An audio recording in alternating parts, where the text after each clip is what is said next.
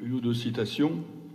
La première est celle de M. Moscovici, qui est commissaire européen français, qui a dit « Je ne crois pas aux racines chrétiennes de l'Europe ». On a également une autre citation de Jacques Chirac, s'adressant à Philippe de Villiers et lui disant « Les racines de l'Europe sont autant musulmanes que chrétiennes ». Voilà, donc certains prétendent qu'on serait gouverné par des imbéciles.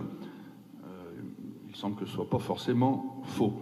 De même que le fait que la France ait refusé, au nom de la laïcité, qu'on inscrive les racines chrétiennes de l'Europe dans le préambule de la Constitution européenne, va dans ce sens. Parce que qu'est-ce que c'est que l'Europe si ça n'est pas une Europe chrétienne? Est-ce que c'est une Europe géographique de l'Atlantique à l'Oural, comme disait le général de Gaulle? À ce moment-là, la Russie en ferait partie. Or, il n'est venu à l'idée de personne de proposer à la Russie de faire partie d'une quelconque institution européenne. Est-ce que c'est ce côté du Bosphore par rapport à l'Anatolie? Les Grecs considéraient effectivement que pour eux l'Europe c'était ce côté-ci du Bosphore, mais à ce moment-là la Turquie en fait partie, et on voit bien effectivement les difficultés qu'on a à la faire rentrer, et moi je pense qu'elle ne rentrera jamais parce que tout simplement ça n'est pas sa place. Est-ce que c'est une notion ethnique? Les Indo-Européens, mais les Perses sont des Indo-Européens, les Indiens sont des Indo-Européens, les Kurdes sont des Indo-Européens, et il n'est pas question non plus qu'ils fassent partie de l'Europe. Alors, est-ce que c'est l'Union européenne au sens institutionnel? Le problème, c'est qu'on ne sait pas exactement. Alors, on a commencé à 6, on s'est retrouvé 28, on est 27. Voilà, donc là encore, c'est pas une bonne définition. La définition qui m'interpelle, finalement, c'est le président Erdogan lui-même qui l'a donnée en disant « L'Europe, c'est un club chrétien ». Bon, bah effectivement, je crois qu'il a raison et je vais essayer de démontrer pourquoi. Alors tout d'abord, et c'est là que je serai le plus long, dans une partie historique, parce que c'est quand même mon métier, ma spécialité, je vais regarder avec vous quelle est la réalité des racines chrétiennes de l'Europe. Et il est évident que l'Europe s'enracine dans le christianisme. Si on regarde les origines de l'Europe et les origines du christianisme, on constate tout d'abord que l'Europe, dans sa grande partie, a fait partie de l'Empire romain. Pas tout, la Pologne, etc., ne faisait pas partie de l'Empire romain, mais une bonne partie de l'Europe faisait partie de l'Empire romain qui, comme vous le savez, s'est christianisé dans le courant du IVe siècle, après Jésus-Christ. Bon, je précise, parce qu'une journaliste m'a fait dire que Constantin s'était converti en 312 avant Jésus-Christ. Donc voilà, il n'y a pas que les politiciens qui parfois sont incultes, les journalistes aussi. Bon, donc l'Europe s'est christianisée au IVe siècle, enfin l'Empire romain s'est christianisé au IVe siècle après Jésus-Christ, et l'Europe en faisait partie.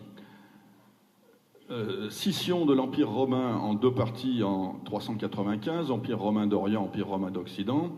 L'Europe correspond très largement à l'Empire romain d'Occident, sauf qu'il comptait en plus, à l'époque, l'Afrique du Nord, mais sinon, l'Empire romain d'Occident, Afrique du Nord en moins, correspond très largement aux frontières de l'Europe. Donc là, il y a déjà un premier enracinement. À cette époque, l'Empire romain était chrétien, donc l'Europe était chrétienne, dès le IVe siècle. Personnage important, je parlais de l'Afrique du Nord, mais bon, Saint-Augustin. Saint-Augustin, donc, qui était un évêque chrétien, bien sûr, dont la pensée a été extrêmement fécondante pour l'Europe chrétienne. Il n'a pas eu les mêmes influences en Orient.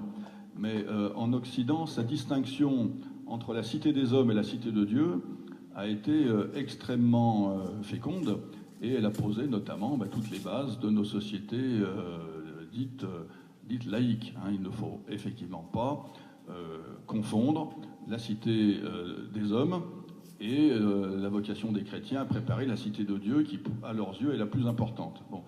Donc ce qui induit la nécessité de distinguer le pouvoir politique de l'autorité religieuse, ce qui n'était absolument pas évident pour les Romains, qui considéraient que les deux avaient vocation à être mélangés. Donc Saint-Augustin, une des sources intellectuelles de l'Europe.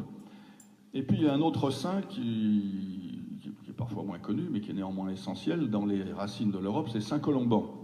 Alors Saint Colomban, c'est un moine irlandais qui vivait à la charnière du 6e et du 7e siècle, et qui, donc venu d'Irlande, a développé le monachisme en Europe, en implantant des monastères dans l'actuelle France, l'actuelle Suisse, l'actuelle Allemagne, l'actuelle Italie, monastères qui ont été des jalons de réseaux économiques et surtout intellectuels, qui ont fondé une culture commune. Eh bien, Saint Colomban est le premier à avoir utilisé le terme Europe dans son sens moderne, son sens géographique moderne, et il l'a fait dans des lettres écrites à des papes. Il y a tout d'abord une lettre à Grégoire le Grand en 590 où il l'appelle pape, fleur auguste de l'Europe languissante. Et c'est le premier usage du mot Europe dans son sens moderne.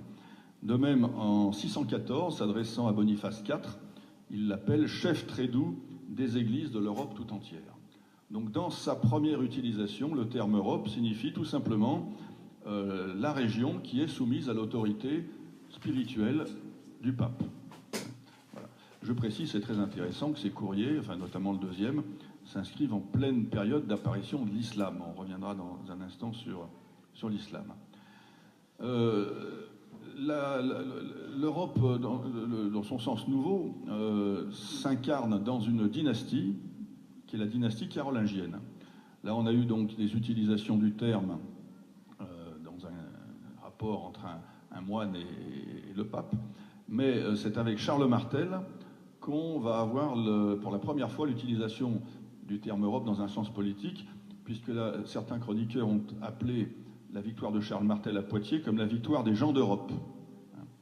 De même, Charlemagne a été appelé le phare de l'Europe, et son fils Louis le Pieux, prince de l'Europe. De même, le pape Jean VIII, qui donc exerçait au IXe siècle, était appelé le recteur de l'Europe. Donc le terme Europe va prendre un sens politique à l'époque carolingienne. Et puis enfin, autre élément important à cette époque, donc le développement du monachisme bénédictin, avec notamment la fondation de Cluny, l'abbaye de Cluny en 910, et le développement de ces réseaux bénédictins puis cisterciens, donc soumis à la règle de Saint Benoît, va contribuer à unifier culturellement l'Europe. Il y a un professeur de droit récemment décédé qui s'appelait Yves Guyon, qui a écrit un livre très sérieux qui s'intitule La règle de Saint Benoît à la source du droit. Donc il y a véritablement, l'Europe est un continent qui a été intellectuellement formaté, si je puis dire, fécondé et formaté par les moines bénédictins et cisterciens. Le problème, et c'est un élément important, c'est que cette relation féconde entre le christianisme et l'Europe a très rapidement pris une tournure conflictuelle. Tout simplement parce que, je vous ai expliqué tout à l'heure que saint Augustin avait posé la distinction nécessaire entre le pouvoir politique et l'autorité religieuse, alors que dans la tradition romaine notamment, les deux étaient indissolublement mêlés, l'empereur étant à la fois chef politique et chef religieux. Et dès l'effondrement de l'Empire romain, on va avoir un conflit entre le pape d'un côté et les souverains d'Europe, que ce soit des empereurs ou que ce soit des rois, pour savoir qui a le pas sur l'autre. Une querelle de préséance. Les empereurs ou les rois disant « je suis le chef de la religion » et les papes leur répondant « ben non, en tant que pape, c'est à nous que tu dois ton autorité de nature religieuse ». Alors, il va y avoir un pli qui va être pris dans l'Église assez tôt, puisque c'est à partir de Grégoire le Grand, au VIe siècle. Le terme que je vais utiliser est un terme récent, donc il n'y avait pas cours actuellement, mais on a appelé ça l'augustinisme politique. L'augustinisme politique, c'est une mauvaise compréhension de saint Augustin, qui consiste à considérer que l'autorité pontificale est au-dessus du pouvoir royal ou impériale, et que donc les souverains tiennent leur autorité de Dieu, et donc du pape, qui peut éventuellement donc, leur refuser l'investiture, ou bien ensuite les déposer. Et donc il va y avoir un conflit très précoce. Et par exemple, Louis le Pieux, fils de Charlemagne, tout le Pieux qu'il ait été appelé, a été déposé en 833 par le concile de Soissons. Voilà. Donc cette rivalité va durer tout au long du Moyen-Âge, sous des noms divers, querelle des investitures, lutte du sacerdoce et de l'Empire, théorie des deux glaives, etc. Et avec souvent des moments d'une violence physique extrêmement important.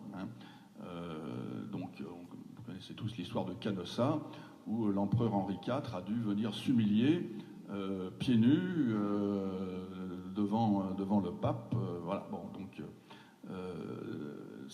tout le Moyen-Âge a été marqué par des conflits souvent violents entre la papauté et les souverains d'Europe, que ce soit les empereurs germaniques héritiers de Charlemagne, ou bien que ce soit les rois, comme le roi Philippe le Bel, par exemple, qui a envoyé, à un moment donné de conflit avec le pape Boniface VIII, ces hommes de main qui ont littéralement tabassé le pape, c'est ce qu'on appelle l'attentat d'Anagni, et Boniface VIII est mort des suites des blessures reçues du fait des hommes de main du roi Philippe le Bel. Voilà. Donc, conflit. Pour savoir qui est au-dessus, est-ce que c'est le souverain ou bien est-ce que c'est le pape? Et quelque part, comme on dit, eh bien l'Europe, elle est l'héritière de cette rivalité. Nous avons des racines chrétiennes, mais qui sont marquées par une rivalité entre le pouvoir politique et la papauté. Très souvent, d'ailleurs, ces conflits ont abouti à des schismes. Pourquoi y a-t-il eu le schisme d'Orient? Tout simplement parce que l'empereur de Byzance n'entendait plus que son Église puisse être d'une manière ou d'une autre soumise au pape qui était à Rome et qui ne représentait plus rien politiquement. Le schisme anglican, idem. Les schismes protestants, ils ont eu quelques causes théologiques, mais il s'agit systématiquement de la volonté de souverains d'être les maîtres de leur Église nationale, qui ne devait donc plus rien à l'autorité pontificale. Donc on a une Europe qui est bel et bien chrétienne depuis les origines, mais marquée par ce conflit qui, souvent hélas, a débouché sur le schisme. Et dans les pays qui sont restés catholiques, et il y en a comme la France, eh bien cette tension entre le pouvoir politique et l'Église, elle reste sensible, parce qu'en Angleterre, il n'y a plus de tension entre le roi entre la reine et l'Église anglicane, parce qu'elle est chef de l'Église anglicane. Au Danemark, il n'y a pas de conflit entre l'Église luthérienne et la reine, parce qu'elle est chef de l'Église luthérienne, etc. Donc les tensions, elles existent dans les pays catholiques. Voilà. Cette origine chrétienne, et donc catholique, de l'Europe a, comme je le disais tout à l'heure, permis une culture commune. Je vous disais tout à l'heure que l'Europe était celle des monastères. Moi, je suis extrêmement frappé de voir, et ça c'est celui qui a enseigné pendant 10 ans dans le secondaire, avec parfois des cartes qu'on présente aux élèves, eh bien la carte de l'Union européenne correspond à peu près exactement, bon évidemment si on enlève la Grèce, la Bulgarie, etc., mais à la répartition des monastères bénédictins et cisterciens au Moyen-Âge. Donc il y a véritablement, on pourrait calquer quasiment la carte de l'Europe actuelle avec la carte des monastères.